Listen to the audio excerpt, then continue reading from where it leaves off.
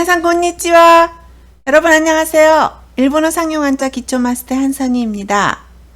여러분과 저는 초등학교 3학년 한자를 지금 공부하고 있는데요. 초등학교 3학년 한자의 뒷부분의 백자 중에서 지난번에 앞줄을 다 공부하고요. 오늘은 이 부분부터 공부할 차례입니다. 지난번에는 119강에서 갈 거, 돌이킬 반, 도울조, 주울습, 거반, 조습에 대해서 공부했습니다. 오늘은 120강입니다. 책으로는요 124페이지인데요. 가질지, 일어날 기, 열개, 호수호, 지기, 개호에 대해서 공부하겠습니다. 첫 번째 한자는 가질지입니다. 총 9회기고요. N4의 레벨입니다. 쓰는 순서를 보겠습니다. 하나, 둘, 셋, 넷, 다섯, 여섯, 일곱, 여덟, 아홉. 가질 지자는 가지다, 유지하다 라는 뜻을 가진 글자입니다. 가질 지자는 손수자와 절사자가 결합한 모습인데요. 여기 가질 지자에서 왼쪽이 없으면 절사자가 되죠. 여기서 조심할 거는요. 왼쪽 부분이 없으면은 절사자가 되고요. 왼쪽 부분에 두인변 이 글자가 오면은 기다릴 때, 마츠라는 단어가 되기 때문에 조심하시기 바랍니다. 절사자는 불교가 중국에 전해지기 이전에는 관청을 뜻했습니다. 그러니까 나랏일을 하던 곳을 뜻했던 글자가 바로 절사였는데요. 여기에 손수자가 더해진 가질 지자는 나랏일을 관장하고 유지해 나간다는 뜻입니다. 이러한 뜻이 확대되면서 후에 지키다, 유지하다, 지니다 라는 뜻을 갖게 되었습니다. 음독은 지입니다. 우리나라 말도 지, 일본어도 지입니다. 지참하다를 지상이라고 합니다. 지상. 요새 에코백이라고 하고요. 장바구니를 많이 들고 다니게 하죠. 여기 보면 마이와크오 고지상 쿠다사이, 자기 백을 가지고 오세요 라는 뜻의 광고 문구가 있습니다. 이럴 때 고지상 쿠다사이 라고 합니다. 지병을 지묘라고 합니다. 유지를 이지라고 하고요. 소지하다를 쇼지라고 합니다. 혼독은 모츠입니다. 모츠. 들다, 가지다, 지속하다입니다. 소유주를 모찌누시라고 하고요. 부자를 가네모찌, 오카네모찌라고 하죠. 그리고 기분을 나타낼 때는 기모찌라고 합니다. 여기 어떠한 기분, 돈나 기모찌 해서 기분을 나타내는 말을 나타내고 있는데요. 오모시로이는 재미있다. 나츠카시이는 그립다 라는 뜻이죠. 그리고 하즈카시이는 창피하다. 다노시이는 즐겁다. 무카츠크가 좀 생소하죠. 화가 치밀다 라는 뜻입니다. 화가 치밀다. 구루시이는 괴롭다 라는 기분을 나타내는 말입니다. 가질지의 단어와 예문입니다. 지참, 지상, 들다 가지다, 持つ、 내일은 도시락을 지참해 주세요. 明日はお弁当を持参してください。 차를 가지고 있습니다. 車を持っています。 네, 수고하셨어요. 두 번째 한자는 일어날 기입니다. 총 10회기고요. N4의 레벨입니다. 쓰는 순서를 보겠습니다. 옆으로 하나, 둘, 셋, 넷, 다섯, 여섯, 일곱, 여덟, 아홉, 열. 일어날 기자는 일어나다, 나 일을 시작하다 라는 뜻을 가진 글자입니다. 기자는 아이가 첫걸음을 떼기 위해 몸을 일으켜 세운다는 뜻을 표현한 글자로 상형문을 보면 아기가 그려져 있는데요. 그래서 일어날 기자는 아이가 첫걸음을 떼기 위해 몸을 일으켜 세운다는 뜻을 표현한 글자입니다. 음독은 기입니다. 우리나라 말도 기, 일본어도 기입니다. 기인하다, 기인이라고 할 때는 기잉이라고 읽고요. 기원을 기갱이라고 합니다. 인류의 기원이라든가 사물이 처음으로 생긴 근원 등을 나타낼 때는 기갱이라고 합니다. 그리고 기상을 기쇼라고 합니다. 훈독은 오끼르, 오꼬스, 오꼬르라고 합니다. 일어나다를 오끼르라고 하고요. 아침 일찍 일어나는 것을 하야오끼라고 합니다. 깨우다, 일으키다, 그 그림과 같이 지금 깨우고 있는데요. 이것을 오꼬스라고 하고요. 오꼬르는 일어나다, 발생하다, 사건이나 어떤 일이 일어나다 할 때 오꼬르라고 합니다. 일어날 기의 단어와 예문입니다. 기상, 起床、 일어나다, 起きる、 기상 시간은 아침 6시입니다. 起床時間は朝6時です。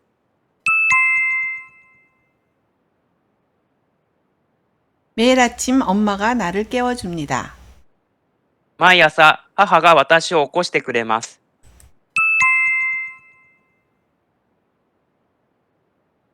네, 잘 따라하셨습니다. 세 번째 한자는 10개입니다. 총 12액이고요. N4의 레벨입니다. 쓰는 순서를 보겠습니다. 하나, 둘, 셋, 넷, 다섯, 여섯, 일곱, 여덟, 아홉, 열, 열하나, 열둘. 왼쪽부터 차례차례 써 나가시면 됩니다.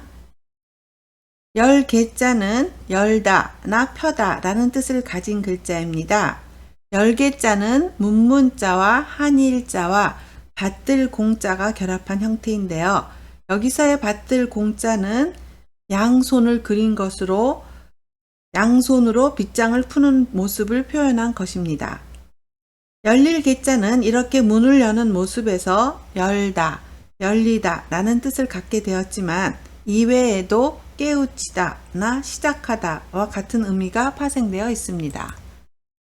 음독은 가이라고 있습니다. 게시를 가이시라고 하고요. 개점을 가이땡, 오픈한다는 뜻이죠. 여기 보면 가이땡 세일, 오픈 세일을 하고 있는 모습입니다. 가이땡 세일이라고 있습니다. 그리고 공개를 고가이라고 합니다. 그리고 훈독은 히라깨르, 아깨르라고 읽는데요. 히라꾸라면 열리다 라는 뜻인데요. 히라깨르도 열리다, 펼쳐지다입니다. 여기 보면 아라비안 나이트에 나오는 히라깨 고마라는 뜻인데요. 열려라 참깨라는 뜻입니다. 우리나라 말도 열려라 참깨, 영어도 열려라 참깨라를 쓴다고 합니다. 그래서 그 고마에 대해서 좀 알아봤더니요. 왜 참깨라는 이유를 썼냐 하면 참깨가 익으면 꼬투리가 탁 하고 벌어지기 때문에 그 모습에서 열려라 참깨라고 했다는 뜻도 있고요. 또 아랍 사람들이 참깨를 많이 먹기 때문에 보물 같은 뜻으로 열려라 참깨라기도 했고요. 세 번째 이유로는 중세 히브리어나 중세 아랍어에는 참깨의 문이라는 뜻이 있어서 열려라 참깨라고 했다는 설이 있습니다. 확실하진 않지만 참깨를 쓴 이유에는 이런 설이 있습니다. 우리나라도 열려라 참깨 하는데요. 아라비안 나이트에 도적들이 문을 열 때 하는 말입니다. 다음 아꾸라고도 읽습니다. 열리다, 개점하다. 그리고 아깨르라고 할 때도 있는데 이럴 때는 타동사가 됩니다. 무엇을 열다 할 때는 아깨르라고 합니다. 10개의 단어와 예문입니다. 개시, 開始、 열리다, 開く、 문 여는 시간은 언제입니까? 開店時間はいつですか? 창문을 열어도 됩니까? 窓を開けてもいいですか? 네, 잘하셨습니다. 네 번째 한자는 호수호자입니다. 총 12액이고요. N2의 레벨인데요. 쓰는 순서를 보겠습니다. 하나, 둘, 셋, 넷, 다섯, 여섯, 일곱, 여덟, 아홉, 열, 열하나, 열둘. 호수호자는 호수나 큰 못을 뜻하는 글자입니다. 호수호자는 물수자와 턱 밑살 호자가 결합한 모습인데요. 턱 밑살 호자는 뜻과는 관계없이 발음 역할만을 하고 있습니다. 호수는 물이 넓게 개어 있는 곳을 말합니다. 중국에는 이런 호수가 굉장히 많다고 하네요. 홍콩의 면적보다도 큰 호수가 10개 이상이나 된다고 합니다. 음독은 고입니다. 호반, 호숫가를 나타낼 때 고항이라고 하고요. 호면이나 호수의 수면을 나타낼 때는 고맹이라고 합니다. 호안이나 호숫가를 나타낼 땐 또 고강이라고 합니다. 한자가 다릅니다. 고항이라고 할 때도 있고요. 고강이라고 할 때도 있습니다. 훈독은 미즈으미, 물이 미즈죠. 우미가 바다. 합해서 물의 바다가 호수, 미즈으미가 호수라고 외우시면 됩니다. 호수호의 단어와 예문입니다. 호반, 호숫가, 湖畔、 호수, 湖、 호수의 수면에 달이 비칩니다. 湖面に月が映っています。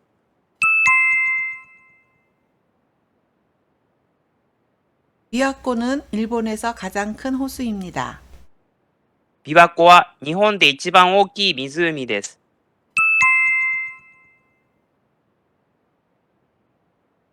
네, 잘 따라하셨습니다.